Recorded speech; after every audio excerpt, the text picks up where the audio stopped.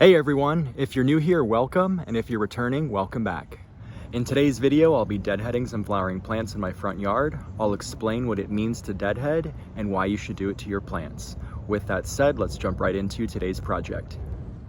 So this is one of the plants we're going to be deadheading today. This is called a Coreopsis plant. There's a handful of blooms still left on the plant, but the vast majority of the blooms are done. You can see all of these spent blooms. So what exactly is deadheading? Deadheading is the removal of the spent blooms. If you leave these spent blooms on the plant will focus on seed production instead of pushing out new flowers. If you want the plant to continue to flower, you'll need to cut off all of these spent blooms. So aside from encouraging new blooms, deadheading also encourages plants to grow thicker and fuller. It also controls the spread of seeds to other areas of your garden and cleans up the overall look of your plants. The best way to deadhead your plants is to cut off each spent bloom individually. So you'll follow the bloom back to a leaf node, and then you'll make a cut down at that leaf node. And you'll do that to each individual spent bloom. With this type of Coreopsis plant with its full foliage and dense blooms, I've also just taken scissors and just sheared off the top of the plant. Either way, it's worked just fine for it.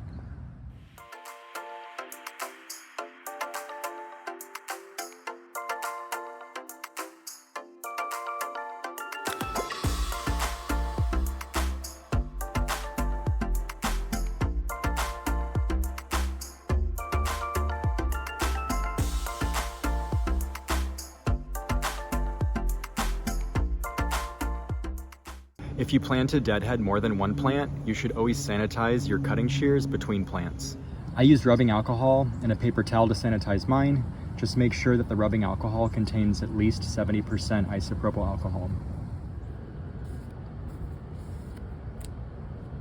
This is a different type of Coreopsis plant in my yard. You can see this one has the full foliage, but it doesn't have the dense blooms like the other ones. So with this plant, I'll always come in here and I'll cut these off one at a time. Here's another example. So this is a tropical sage plant. You can see this bloom stalk has the white flowers still, whereas this one, all the flowers have fallen off. So I'll come in here and I'll snip this one off right here at the base.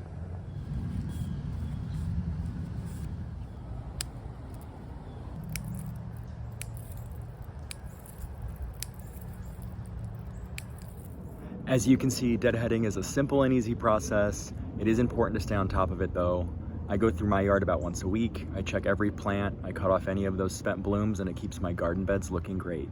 I'll link Fisker's guide to deadheading flowers in the description of this video if you're looking for more information on deadheading.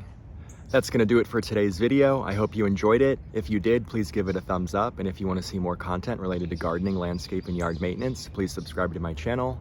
And as always, I hope you have a great rest of your day, and I hope you find time to get out in your yard.